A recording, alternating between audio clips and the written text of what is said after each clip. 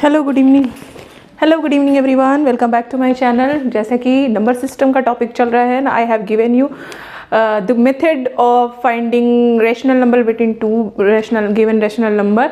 मतलब दो नंबर के बीच में रैशनल नंबर निकालने के जो मेथड थे, मैंने आपको आई थिंक 2 मेथड्स बताए थे और मैंने आपको बोला था कि 1-2 मेथड्स और होते हैं जो कि हम नेक्स्ट वीडियो में डिस्कस करेंगे। तो आज है वो दिन जब हम नेक्स्ट और मेथड को पढ़ेंगे। तो मैंने क्वेश्चन लिख रखा है, आप देखते हैं, ठीक है, कि find the rational number between 2/5 and 4/7। एक तो आपका पहला वाला मेथड डी वाला, d is equal to y minus x upon n plus 1। दूसरा मेथड और बताया था मैंने कौन सा रैशनल नंबर निकालने का, कि क्या कहते हैं 1/2 प्लस a प्लस b/2 और q1 q2 q3 r1 r2 r3। इस तरह से आप फाइंड कर लेंगे, ठीक है। अब हम लोग देखेंगे नेक्स्ट मेथड, और ये मेथड भी काफ़ी इजी होता है। आई थिंक मुझे लगता है कि आपको ये मेथड ज़्यादा ही इजी लगेगा अगर आपको 2/4 एंड 2/5 एंड 4/7 के बीच में कुछ रैशनल नंबर निकालने हैं, ठीक है। तो अब कैसे करेंगे देखते हैं। सबसे पहले क्या करेंगे कि आप जो नंबर लिखा हुआ है ना उसको लिख लो, 2/5 और 4/7।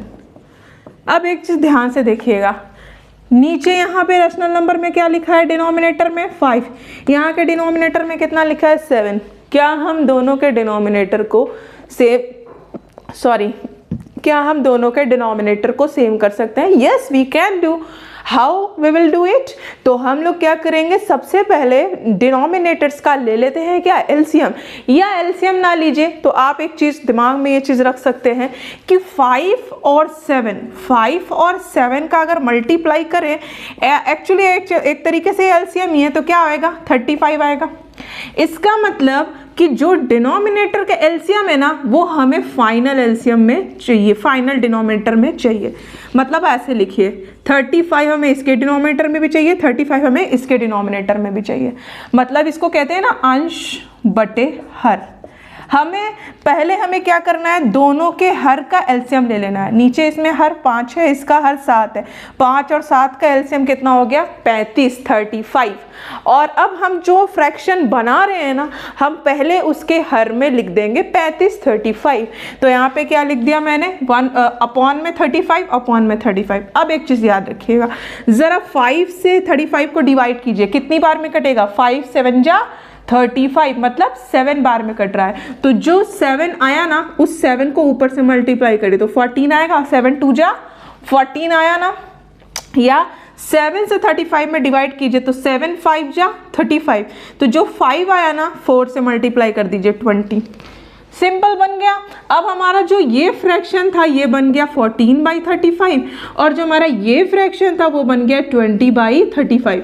तो अब इनके बीच का रैशनल नंबर आराम से आप लिख सकते हैं 15, 15/35, 16/35, 17/35, 18/35 एंड 19/35। अब देखिए इन दो नंबर के बीच में हम डिनोमिनेटर को सेम करके इतने रैशनल नंबर निकाल सकते हैं। 15, 16, 17, 18 है 19, 5 रैशनल नंबर निकाले जा सकते हैं। और अगर आपको एलसीएम लेकर थोड़ा सा टिपिकल लग रहा है तो एक मेथड, एक तरीका और बताते हैं आपको, ठीक है। इस तरह से भी आप निकालेंगे तो आपको इजी लगेगा और इजी वे में आप इसको सॉल्व कर सकते हो। चलो आप छोड़ दो एलसीएम, यहाँ लिखो 2/5 4/7। कुछ नहीं करना, सिंपल 5 को यहाँ लिखिए और 7 को यहाँ लिखिए। जो इसका डिनोमिनेटर यहाँ लिख दीजिए, जो इसका डिनोमिनेटर है वो यहाँ लिख दीजिए, जो है सेम लिख दीजिए। फिर उसके बाद ध्यान से देखिए, जो इसका 5 है ना, ऊपर वाले नंबर का 5, इसमें मल्टीप्लाई, दोनों नीचे ऊपर दोनों, ठीक है।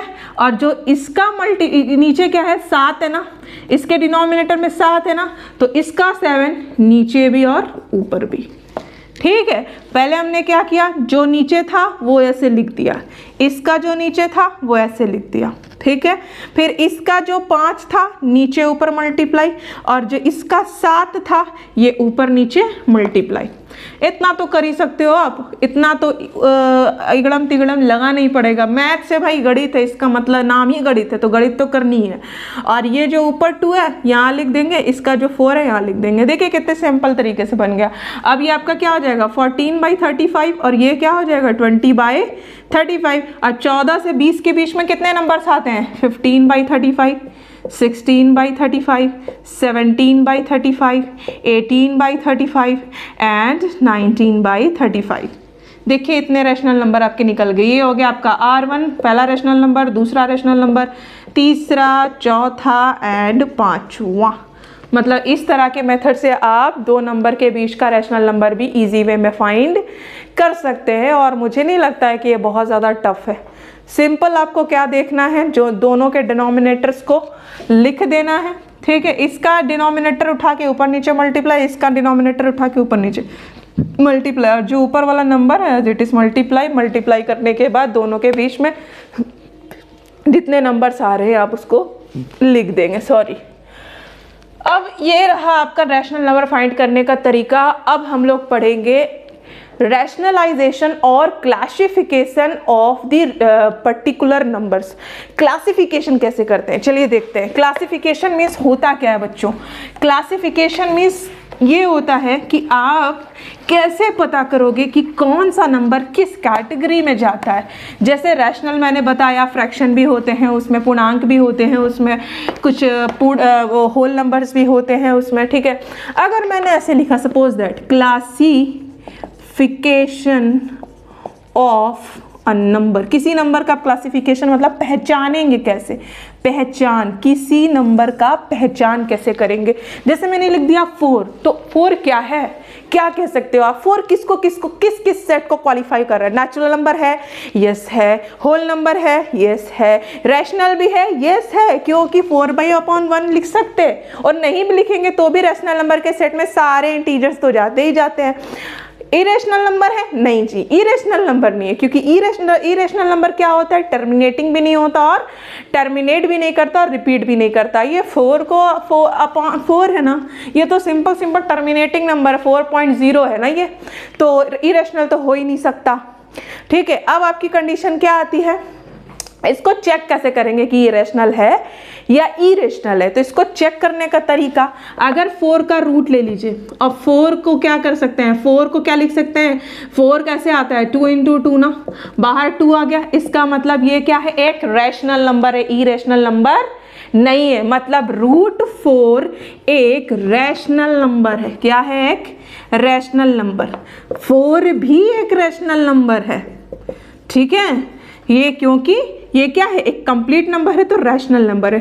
इरेशनल चेक करने का तरीका, जो टर्मिनेट ना हो और रिपीट भी ना हो। चलिए अब जैसे मैंने एक क्वेश्चन लिखा, सपोज दैट मैंने लिख दिया रूट में 25 प्लस रूट में 36 प्लस रूट में 49 प्लस रूट में 2।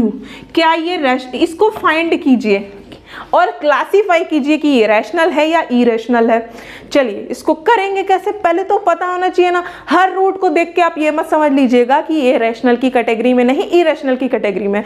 हर रूट्स इरेशनल नहीं होते, वही इरेशनल होते हैं जो टर्मिनेट नहीं होते और रिपीट नहीं होते, या जिनका परफेक्ट स्क्वायर नहीं होता, स्क्वायर रूट नहीं होता। 25 का स्क्वायर रूट 5 होता है भाई। 5 को 2 बार मल्टीप्लाई करिएगा आप, अंडर रूट में 25 को क्या लिख सकते हैं? 5 × 5, तो 2 पेयर है, मतलब एक पेयर है, तो एक पेयर का 5 बाहर निकल आएगा। 36 को क्या लिख सकते हैं अंडर रूट में? 6 × 6, तो पेयर बन गया, तो 6 बाहर। 49 को क्या लिख सकते हैं? 7 × 7, पेयर बन गया, तो 7 बाहर। 2 को क्या लिख सकते हैं? क्या 2 का प्राइम 2 बाहर आ सकता है रूट के? नहीं आ सकता। कोई ऐसा नंबर बताइए जिसमें उसी का नंबर का मल्टीप्लाई करने पे वो पेयर में बन जाए और 2 बाहर आ जाए। नहीं हो सकता, 2 बाहर नहीं निकल सकता। तो 2 ऐसा मतलब 1 × 1 करिए तो क्या 2 आएगा? नहीं जी, नहीं आएगा। 2 × 2 करिए तो 4 आएगा। 4 तो चाहिए नहीं हमें, तो 2 चाहिए। इसका मतलब √2 को बाहर निकाला नहीं जा सकता। √2 एज इट इज लिख दीजिए। तो अब एक 5, 6, 11, 7, 18 और प्लस √2। अब ये नंबर क्या है हमारा? क्या ये रैशनल है या इरेशनल है? जी ये तो बन गया आपका क्या? इरेशनल। क्यों? क्योंकि 18 तो आपका रैशनल है, बट √2 इरेशनल है, क्योंकि √2 बाहर निकाला नहीं जा सकता, इसलिए ये क्या हो जाएगा? इरेशनल। आप √2 का अगर वैल्यू देखिए तो 1.414 समथिंग आता है, और ये रिपीट भी नहीं करता, इसलिए ये क्या बन जाता है आपका? Irrational number. ठीक है, तो ऐसे बहुत सारे नंबर हैं, बहुत सारे वैल्यूज़ हैं। अगर आपको बोला जाए कि √36 × √49 ये क्या है? रैशनल है या इरेशनल है? तो √36 की वैल्यू 6 और √49 की वैल्यू 6, तो 42 क्या है? ये इरेशनल नंबर है। रियल नंबर भी कह सकते हो आप, ठीक है।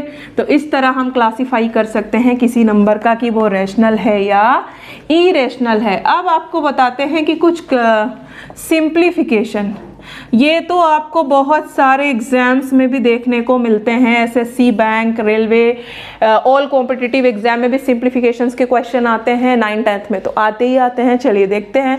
जैसे मैंने लिखा 1/√7, कह रहा है इसको सिंप्लीफाई कीजिए। सिंप्लीफाई करने का तरीका आपने सीखा होगा,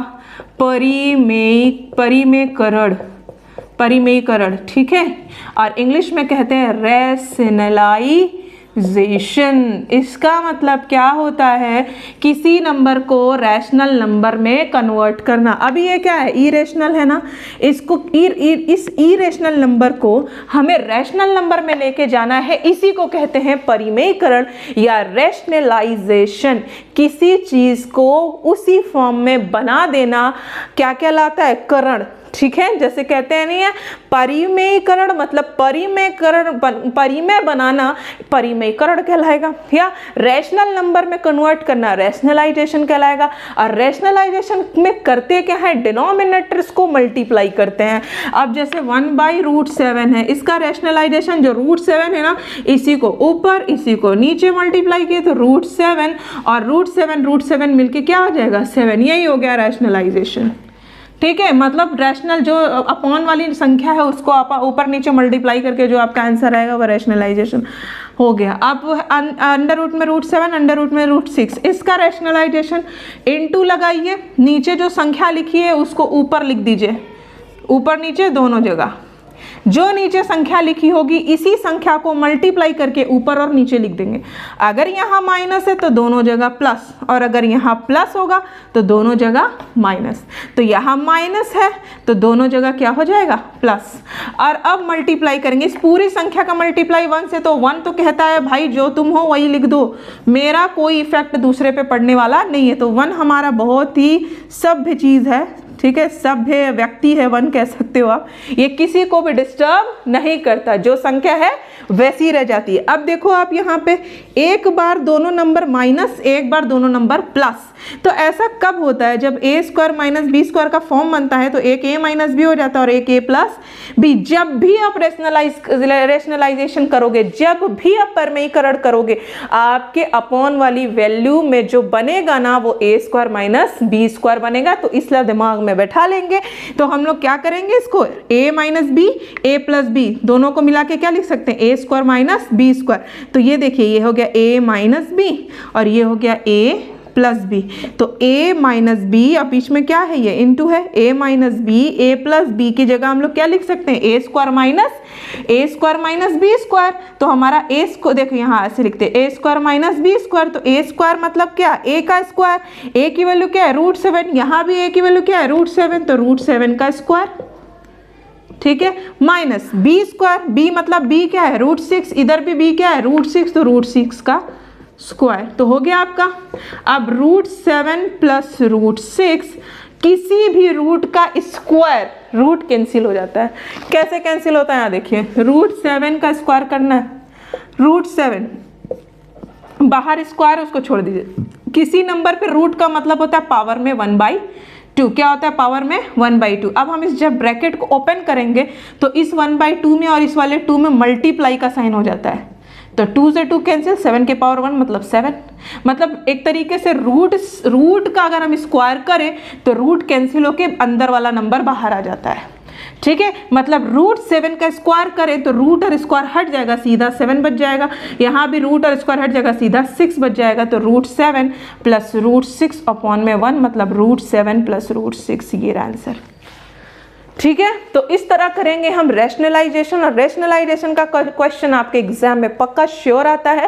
और एग्जाम के साथ साथ जितने भी कॉम्पिटिटिव एग्जाम होते हैं उसमें भी हमारे इस तरह के क्वेश्चन देखे जाते हैं। अभी रैशनलाइजेशन का बहुत ही बेसिक क्वेश्चन स्टार्ट किया है, बट रैशनलाइजेशन के A and B टाइप के क्वेश्चन फाइंड करने के लिए, अननोन्स फाइंड करने के लिए भी देता है। तो हम वो रैशनल नंबर, उस टाइप के परिमेयकरण या रैशनलाइजेशन हम नेक्स्ट वीडियो में देखेंगे। तब तक के लिए, अब तक के लिए इतना ही। और अगर आपको आपको समझ में आता है तो कमेंट ज़रूर कीजिएगा, अच्छा लगे चाहे बुरा लगे, जो भी लगे, आपको कुछ ना समझ में आया हो और आपको मेरी स्पीच से कोई प्रॉब्लम हो रही हो तो you right anything, your problem, you any problem